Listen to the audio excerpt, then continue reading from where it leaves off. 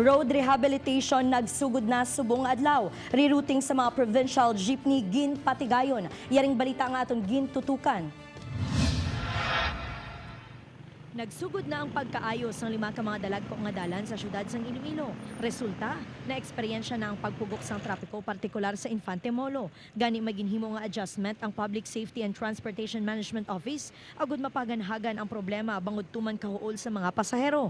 Nagpatigayon sang rerouting ang TMTRO kutob sa mga provincial jeepney nga halin sa Central Iloilo ang ginpalabay sa Ibierna Street sa Baylo nga sa Infante Avenue. Except ang ato niya southern nga mga jeepneys nga diri na siya gaagi sa may John B halin sa Molo, so ga right turn as mga doctors.